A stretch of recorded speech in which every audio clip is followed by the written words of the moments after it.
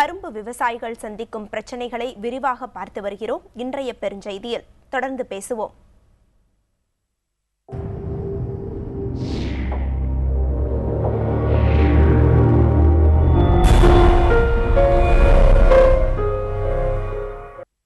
உலக அளவிலான கரும்பு உற்பத்தியில் பிரேசிலுக்கு அடுத்தபடியாக இந்தியா 2வது இடம் வகிக்கிறது.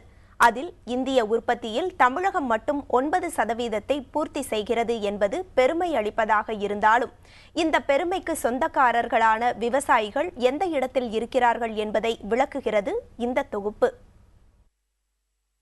ஒரு ஏக்கரில் கரும்பை பயிரிடவும் அதை பராமரிக்கவும் சுமார் 30,000 ரூபாய் வரை செலவாகிறது.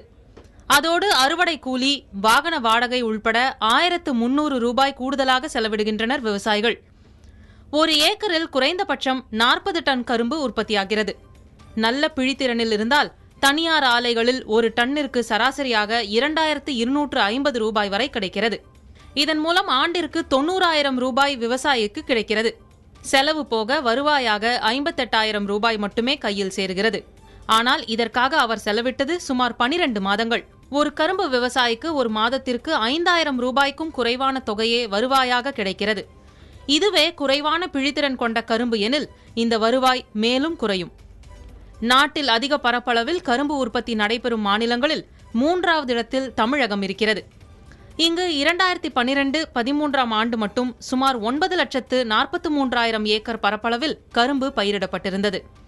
இதன் மூலம் 3,50,00,000 டன்கள் கரும்பு உற்பத்தி நடந்தது. பரப்பளவிற்கு ஏற்ற விளைச்சல் இல்லாததால் உற்பத்தியில் தேசிய அளவில் 4வது இடத்தையே பிடித்தது. தமிழகத்தில் 16 கூட்டுறவு சர்க்கரை ஆலைகள், 3 அரசு சர்க்கரை ஆலைகள், 27 தனியார் சர்க்கரை ஆலைகள் உள்ளன. உற்பத்தியாகும் கரும்பில் 2,13,00,000 டன் அளவிற்கு தமிழகத்தில் உள்ள ஆலைகளுக்கும், மீதமிருப்பவை அண்டை மாநில சர்க்கரை ஆலைகளுக்கும் சில்லறை விற்பனைக்கும் அனுப்பப்படுகின்றன. இந்த ஆலைகளின் மூலம் 19,58,000 டன் சர்க்கரை உற்பத்தி செய்யப்படுகிறது. கரும்புக்கு அதிகபட்சமாக உத்தரப்பிரதேச மாநிலம் அதிக விலை கொடுக்கிறது. கடந்த 2 ஆண்டுகளில் 2,400 ரூபாயாக இருந்த கரும்பின் கொள்முதல் விலையை டன்னிற்கு 3,200 ரூபாயாக உயர்த்தி அளிக்கிறது. இதற்கு அடுத்த இடத்தில் ஹரியானா மாநிலம் 3,010 ரூபாய் அளிக்கிறது. தமிழகத்தில் 2 ஆண்டுகளுக்கு முன்னதாக 2,200 இருந்த ஒரு டன் கரும்பின் கொள்முதல் விலை தற்போது 2,650 உள்ளது. ஆனால் தனியார் ஆலைகள் இதைவிட குறைந்த தொகையே விவசாயிகளுக்கு அளிக்கின்றன. இப்போது பார்த்தது போல கரும்பு பயிரிட்ட விவசாயிக்கு மாத வருமானம் என்று பார்த்தால் ஏறக்குறைய 5,000 ரூபாய் மட்டும் கையில் சேர்கிறது. நிலுவைத் தொகை வழங்கப்படாத ஒரு சூழ்நிலை வந்தால் விவசாயிக்கு கையில் என்ன மிஞ்சும்? கரும்பு விவசாயி ஒருவரின் வாழ்க்கையை பதிவு செய்கிறது இந்த தொகுப்பு. ஈரோடு மூலக்கடையை அடுத்த தட்டான்காடு பகுதியைச் சேர்ந்த சாமியப்பனுக்கு இந்த 4,5 ஏக்கர் நிலம்தான் வாழ்வளிக்கும் தெய்வம். ஏறக்குறைய 20 ஆண்டுகளாக சாமியப்பன் கரும்பு விவசாயம் செய்து வருகிறார். ஆரம்ப காலங்களில் டன்னுக்கு 55 முதல் 60 டன் வரை உற்பத்தி செய்தவர்தான் இவர். இப்போது இவரது 4,5 ஏக்கர் நிலத்தில் 40 டன் கரும்பு மட்டுமே கிடைக்கிறது. கவர்மெண்ட் அறிவிச்சு இருக்கிற ரேட்டு அது கட்டுப்படி இல்லாத விலை தான். ஓரளவுக்கு ஒரு 4,000-5,000 வந்தால் தான் ஓரளவுக்கு கட்டுப்படியாகும். இந்த ரேட்டு எப்படி என்ன பண்ணி விவசாயம் கொஞ்ச நாள் நின்று போயிட மாட்டேங்குது. ஆரம்ப காலத்தில் இருந்தே ஆப்பக்கூடலில் உள்ள ஒரு தனியார் ஆலைக்கு கரும்புகளை தந்து வரும் சாமியப்பன் சொட்டு நீர் பாசனத்திற்காக 1,25 லட்சம் கடன் வாங்கியிருக்கிறார். பின்னர் மானியம் கிடைக்கும் என்ற நம்பிக்கையில் நாற்று பண்ணை அமைத்தார். ஆனால் கடனாளியாக நிற்பதுதான் மிச்சமாக இருக்கிறது இவருக்கு. இங்கே பணம் கேட்டால் பணம் அதான் வருது, ஒரு மாதத்தில் வருது, 10 நாள் வருதுங்கிறாங்க, பணம் வர்றதில்லை. போன வருஷம் வெட்டி 6 மாதம் ஆகி 8வது மாதம் தான் பணம் வந்தது. இந்த வருஷம் கொடுக்குறது 20 நாளில் பணம் கொடுக்குறேன்னு வெட்டிட்டு போகிறாங்க. 30 நாள் ஆகி இன்னும் பணம் வரல. அதெல்லாம் பள்ளிக்கூடத்துக்கு கட்டுறது, ஸ்கூலுக்கு காலேஜுக்கு இதெல்லாம் பிள்ளைகளாக கட்டுறதுக்கு அதுக்கெல்லாம் பணம் வர்றது இல்லை, ஒன்றும் கொடுக்கறது இல்லை. கேட்டால் இன்னைக்கு இல்லை, நாளை வாரம் கேட்டால் அதுக்கு அடுத்த மாதிரி வந்துடுதுங்கிறாங்க.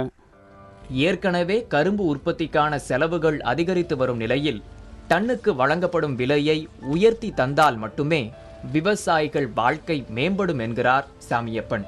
புதிய தலைமுறைக்காக செய்தியாளர் ஜான் மைக்கேல். கரும்புக்கு அரசு அறிவித்த கூடுதல் விலையை தர மறுக்கும் தனியார் ஆலைகள் ஒருபுறம், அரசின் தற்போதைய விலையை இன்னும் கூடுதலாக்கி தர வேண்டும் என்ற விவசாயிகள் கோரிக்கை மறுபுறம். தமிழக விவசாயிகள் சங்க மாநில தலைவர் வெங்கடாச்சலம் இதற்கான தீர்வுகளாக முன்வைக்கும் அம்சங்களை பார்ப்போம். அவருடன் நமது செய்தியாளர் ஜான் மைக்கேல் நடத்திய உரையாடலின் தொகுப்பு இது. அரசாங்கம் அறிவிக்கக்கூடிய விலை ஒரு பகுதியில் இருந்தாலுமே ஆலை நிர்வாகங்கள், குறிப்பாக தனியார் ஆலை நிர்வாகங்கள் கரும்பு விவசாயிகளுக்கு உரிய விலையை கொடுப்பதில்லை என்ற குற்றச்சாட்டு அதிகரித்திருக்கு. இது தொடர்பாக சொல்லுங்க. எங்களுக்கு தனியார் ஆலை பாதகம் பண்ணிக்கிறாங்க, எங்களுக்கு வந்து சாதாரண விலை கிடையாது. இப்போ மாநில சர்க்கார் அறிவிச்சிருக்க இந்த ஆண்டு விலை கொடுக்க மாட்டேங்கிறாங்க. இப்போ எங்களுக்கு 2550 தான் இருக்கவே 15 சேர்த்து வரலாம். அதை இப்போ கொடுக்க முடியும்னு சொல்லி தனியார் ஆளுகள் எல்லாம் சேர்ந்துக்கு நான் எல்லா ஆளையும் பேசி பார்த்தேன். சென்றாண்டு விலை தான் கொடுப்போங்கிறாங்க. எங்களுக்கு சென்றாண்டு விலை தான் கொடுப்போம் அப்படின்னு சொல்லி போட்டு இப்போ 2250 தான் கொடுக்குறாங்க. இந்த சக்திஸ்வல் நாங்கள் போனது பெரிய தயார் பண்ணனால அது ஏதோ 100 சேர்த்து 2350 ரூபாய் கொடுத்துட்ருக்குறாங்க. ஆனால் மற்ற ஆலைகள் அப்படிலாம் கிடையாது. அந்த 100 போனஸ்ன்னு சொல்லி அதுன்னு சொல்லி கொடுத்தாங்க. ஆனால் மற்ற ஆளுகள்லாம் 2250 இல்லைன்னா ஒரு 15 ரெக்கார்டுக்காக சேர்த்துக்கிறவங்க யாருமே சேர்த்து கொடுக்கல. ஆனால் அரசாங்கம் 63 அந்த தனியார் ஆலைகள் ரொம்ப எங்களை ஏமாற்றிட்டு இருக்கிறாங்க. இதை மத்திய மாநில அரசுக்கு அவங்கள ஆலைகாரில் எங்களை மிரட்டியாக எப்படி அது செய்தோ எங்களுக்கு அரசாங்கம் அறிவித்த விலையை உடனடியாக கொடுத்தா தான் நாங்கள் மறுபயிர் செய்ய முடியும். அதாவது இப்போ தற்போது பார்த்தீங்க அப்படின்னா விவசாயிகள் செலுத்த வேண்டிய, அதாவது வங்கிகளுக்கு செலுத்த வேண்டிய தொகையை ஆலை நிர்வாகங்களை ஏற்றுக்கொண்டு ஆனால் அது செலுத்தலை அப்படின்ற ஒரு குற்றச்சாட்டு இருக்குது. இதனால் விவசாயிகள் சந்திக்கக்கூடிய பிரச்சனை என்ன? அப்படி வங்கிகளுக்கு ஆலை நிர்வாகங்கள் எவ்வளவு தொகையை செலுத்தணுன்ற விவரங்கள் சொல்லுங்கள். இந்த பொறுத்தளவுக்கு உண்மையிலேங்க நான் ரொம்ப வருத்தப்படுறோம்.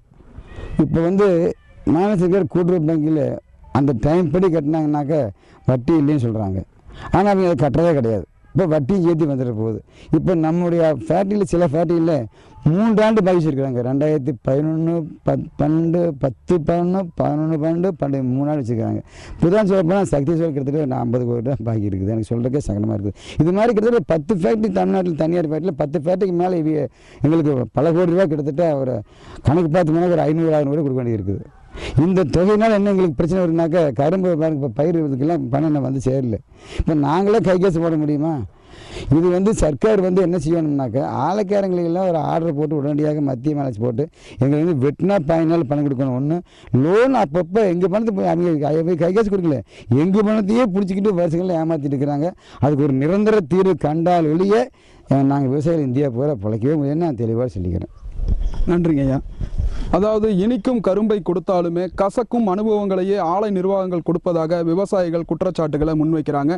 இதற்கு மத்திய மாநில அரசாங்கங்கள் உடனடி நடவடிக்கை எடுக்க வேண்டும் என்பது விவசாயிகளின் கோரிக்கைகளில் ஒன்றாக உள்ளது. புதிய தலைமுறைக்காக ஒளிப்பதிவாளர் சதாசிவத்துடன் ஜான் மைக்கேல். இன்றைய பெருஞ்செய்தியில் கரும்பு விவசாயிகளின் பிரச்சனைகள் குறித்து பார்த்தோம். அடுத்து வருவது சர்வதேச செய்திகள். அண்மை செய்திகளுக்கு தொடர்ந்து இணைந்திருங்கள் புதிய தலைமுறையுடன்.